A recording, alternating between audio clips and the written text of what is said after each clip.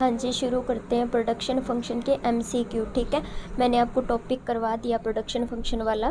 First part अलग से है और सेकंड पार्ट अलग से है। ठीक है, तो मैंने फर्स्ट पार्ट में आपको क्या करवाया था, मैंने लॉ ऑफ वेरिएबल के बारे में बताया था। लॉ ऑफ वेरिएबल के बारे में जो था short run period production function था। ठीक है, और सेकेंड पार्ट में मैंने आपको जो है लॉन्ग रन प्रोडक्शन फंक्शन करवाया था। और उसमें जो इम्पोर्टेंट बात है ना, फॉर एग्जांपल जैसे margin rate of technical substitution से के ऊपर जो क्वेश्चंस बनते हैं उसके अकॉर्डिंग मैंने आपको अच्छे से समझा दिया है। प्लस मैंने जहाँ पे रिलेशनशिप की बात आती है एमआर एआर और इन सब में, है ना, मार्जिनल प्रोडक्टिविटी, एवरेज प्रोडक्टिविटी, तो जहाँ से क्वेश्चन बनता है मैंने वहीं से आपको हर बात जो है बताई है कि कौन सी बात कहाँ से इंपॉर्टेंट है। सो जो फर्स्ट पार्ट है और सेकंड पार्ट है वो मैंने आपको प्रोडक्शन फंक्शन का करवा दिया है और डिस्क्रिप्शन बॉक्स में लिंक गिवन है, अगर आपने करना हो अगर तो आप वहाँ से कर सकते हो। ठीक है, तो अभी शुरू करते हैं प्रोडक्शन फंक्शन के एमसीक्यू। ठीक है, तो फर्स्ट हमारा क्वेश्चन है which following is source of production.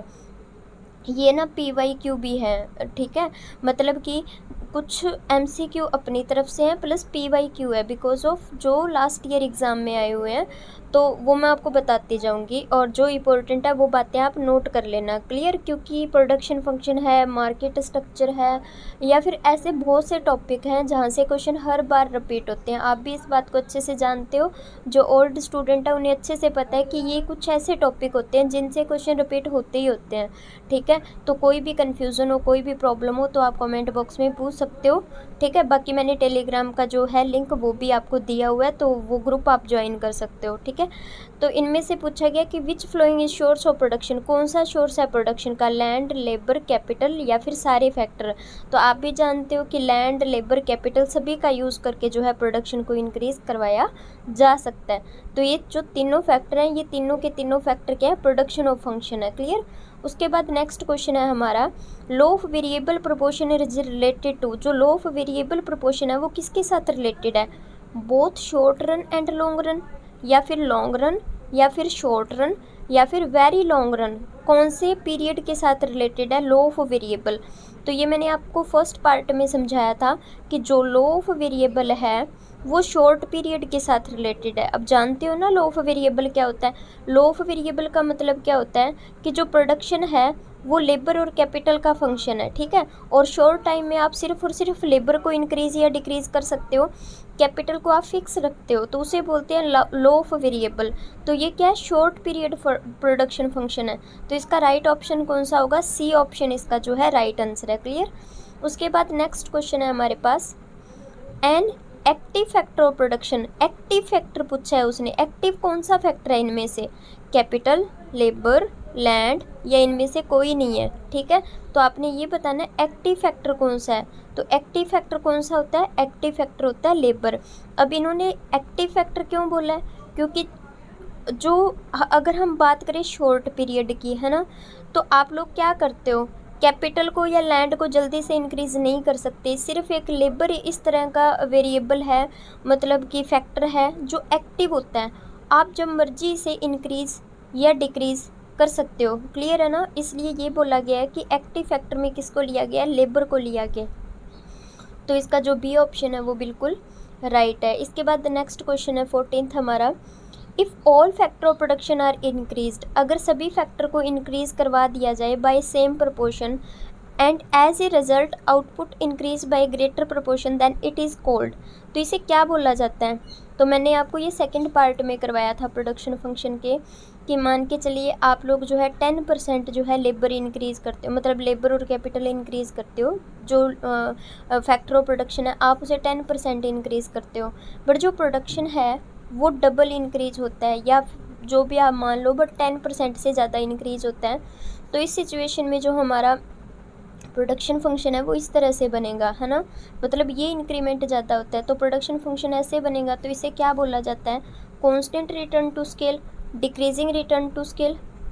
एक मिनट, इसमें क्वेश्चन में क्या लिखा हुआ है, कांस्टेंट जो हमारा, हाँ बिल्कुल, तो इसमें क्या हो रहा है कि हमारा ग्रेटर प्रोपोर्शन में इंक्रीज़ हो रहा है ना, ग्रेटर प्रोपोर्शन में, बट यहाँ पे तो इंक्रीजिंग वाला ऑप्शन ही नहीं है ना, तो इसका नन ऑफ दीज आंसर आएगा, समझ गए, क्योंकि अगर आप सारे फैक्टर इंक्रीज़ करते हो और अगर हमारा प्रोडक्शन उससे ग्रेटर इंक्रीज़ हो रहा है तो वो इंक्रीजिंग रिटर्न टू स्केल होता है, समझ रहे हो।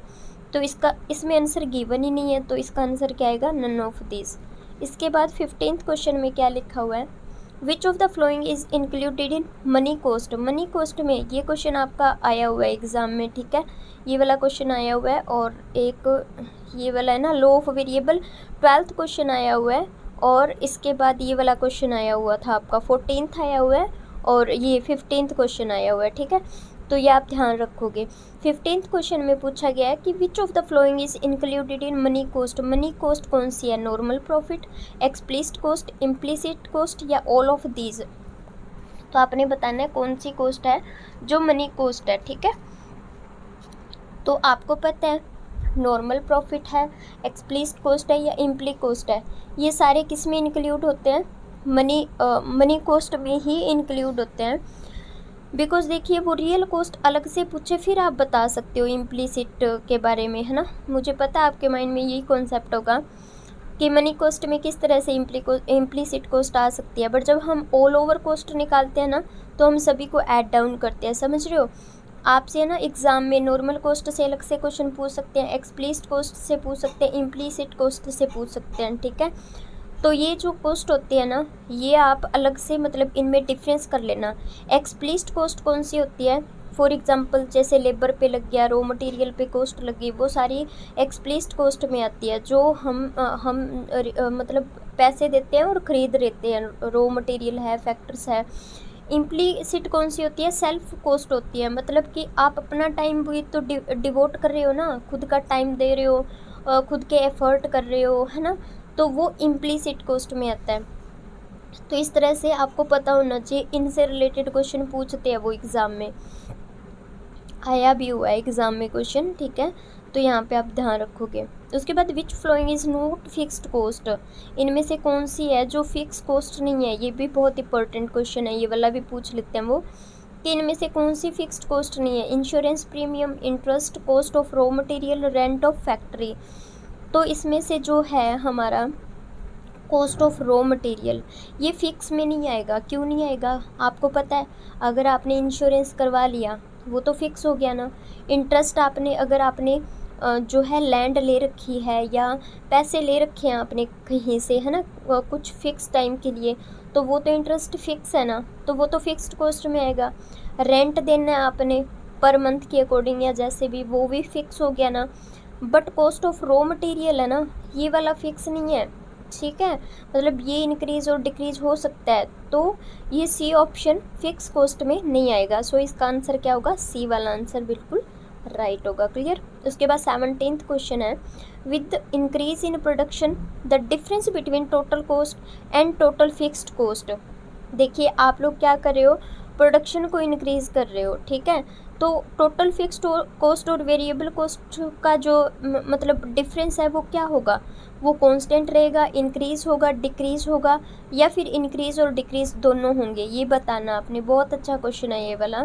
तो इसका जो राइट आंसर है ना वो इंक्रीज़ होगा। मुझे पता है आपके माइंड में, आई थिंक आपके माइंड में डी ऑप्शन आया होगा, बट एक्चुअल में क्या होता है कि आप ये मत सोचना कि बस हर बार जो है प्रोडक्शन जो आप इंक्रीज़ करवा रहे हो और कॉस्ट कम होती जा रही है, ऐसा नहीं होता। शुरू में कॉस्ट ना इंक्रीज़ होती है, फिर कुछ डिक्रीज़ होती है, और फिर मतलब एक लेवल तक कम होती जाती है और फिर वापस इंक्रीज़ होती है, समझ रहे हो। तो मतलब शुरू में जब आप प्रोडक्शन इंक्रीज़ करवाते हो ना, तब कॉस्ट भी इंक्रीज़ होती है। फिक्स तो फिक्स ही रहती है, वो तो कम होती जाती है, बट जो आपकी टोटल कॉस्ट होती है ना, मतलब उसमें वेरिएबल भी इंक्लूड होती है, तो वो इंक्रीज़ होती जाती है ना। जैसे जैसे आप रॉ मटेरियल ख़रीदते हो, फैक्टर्स लगाते हो, तो इस वजह से जो है इसका राइट जो आंसर है ना वो इंक्रीज़ आएगा, ठीक है। तो शुरू में क्या होता है, जो कॉस्ट होती है वो जो दोनों का डिफरेंस होता है ना वो इंक्रीज़ होता जाता है, ठीक है, दोनों का डिफरेंस इंक्रीज़ होता है एक बार। 18th क्वेश्चन है हमारे पास, चेंज इन प्रोडक्शन क्वांटिटी या इफेक्ट। प्रोडक्शन क्वांटिटी में इफेक्ट आ रहा है किसकी वजह से, बोथ फिक्स और variable cost, only variable cost, only fixed cost, या इनमें से कोई नहीं। तो ये आपने सोच के बताना है कि प्रोडक्शन की क्वांटिटी पे इफेक्ट आ रहा है वो किसकी वजह से आ रहा है। तो इसका जो राइट आंसर है ना वो क्या होगा, ओनली वेरिएबल कॉस्ट। देखिए होता क्या है कि फिक्स तो फिक्स है ना, वो तो लग चुकी है, बात ही ख़त्म, ये फिक्स कॉस्ट है। आपने लैंड जो है वो आपने ले ली, आपने ख़रीद ली, वो तो फिक्स है ना। अब उसका क्वांटिटी के ऊपर इतना इफेक्ट पड़ सकता है कि बस आप प्रोडक्शन कर रहे हो, आपने लैंड ले ली, बट जब आप वेरिएबल कॉस्ट लाइक लेबर है, रॉ मटेरियल है, जो भी है, जैसे जैसे आप इसको इंक्रीज या डिक्रीज़ करोगे तब प्रोडक्शन क्वांटिटी के ऊपर इफेक्ट आएगा, समझ रहे हो। अब लैंड तो फिक्स है, उसका इफेक्ट नहीं आने वाला, तो इसका राइट आंसर क्या होगा, ओनली वेरिएबल कॉस्ट होगा। समझ गए, ओनली वेरिएबल होगा, दोनों नहीं होंगे, बोथ नहीं होगा, बोथ नहीं होगा। फिक्स तो फिक्स है, अब उसका कोई प्रोडक्शन के ऊपर रोल नहीं है, ठीक है, वो तो लग चुका है, बट अब वेरिएबल कॉस्ट के कारण ही क्वांटिटी में, प्रोडक्शन क्वांटिटी में अफेक्ट आएगा। उसके बाद 19th क्वेश्चन है, what happened when production is shut down. आपने बताना है कि व्हाट हैपन, शट डाउन के टाइम जो है क्या होगा प्रोडक्शन के साथ, वो आपने बताना है, ठीक है। फिक्स्ड कॉस्ट इंक्रीज होगी, वेरिएबल कॉस्ट डिक्लाइन होगी, या फिर वेरिएबल कॉस्ट बिकम जीरो होगी, या फिक्स्ड कॉस्ट है वो जीरो के बराबर होगी। तो इसका जो राइट आंसर है ना वो सी ऑप्शन होगा, ठीक है। मतलब कि वेरिएबल कॉस्ट होती है ना वो बिकम जीरो, मतलब कि शट डाउन पॉइंट के ऊपर, समझ गए। तो इसका जो सी ऑप्शन है वो बिल्कुल राइट है।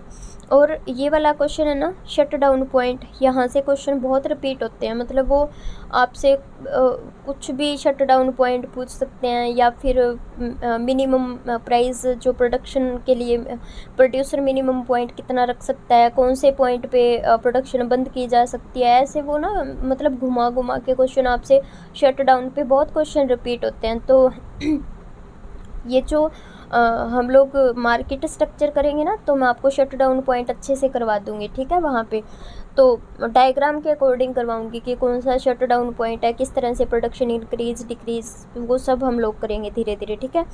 उसके बाद 20th क्वेश्चन है, alternative name of opportunity cost. ये भी बहुत बार पूछा गया आपसे, अपॉर्चुनिटी कॉस्ट का अल्टरनेटिव नाम बताना आपने, economic cost, equilibrium price, marginal cost, या फिर एवरेज कॉस्ट।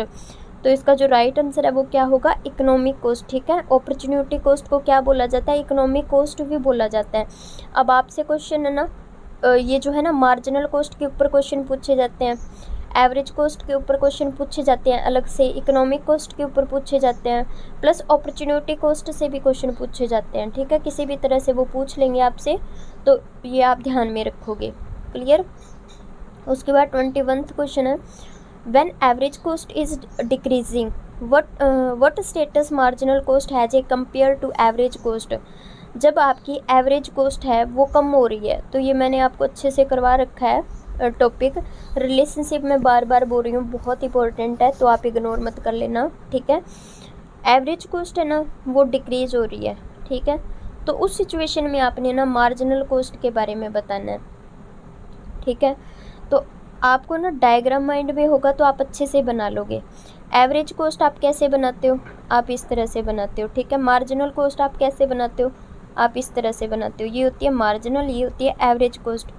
तो एवरेज कॉस्ट आपकी डिक्लाइन हो रही है, समझ रहे हो। तो उस सिचुएशन में एमसी क्या होगी, देखो नीचे है ना एमसी, तो इसका जो राइट आंसर है ना वो कौन सा होगा, इसमें आप खुद देखो, इसमें एमसी बड़ी है, तो ये तो बिल्कुल नहीं होगा, इक्वल भी नहीं होता, नॉट इक्वल टू भी नहीं होता। हाँ आप बोलोगे इक्वल तो नहीं है, ठीक है भाई नहीं है, बट कम से कम लेस तो है ना, तो सी ऑप्शन होगा, ठीक है। या तो लेस होगी या फिर इक्वल होगी, तो ये लेस देने वाला ऑप्शन बिल्कुल राइट है। मतलब जब आपकी ए सी डिक्लाइन हो रही है तो एम सी उस सिचुएशन में क्या होगी, एम सी ए सी से कम होगी।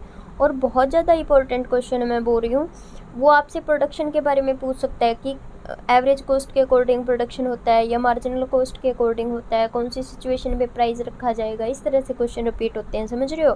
तो ये रिलेशनशिप डायग्राम जो है माइंड में फिक्स कर लेना, ताकि कोई भी क्वेश्चन है वो आप हैंडल कर लोगे।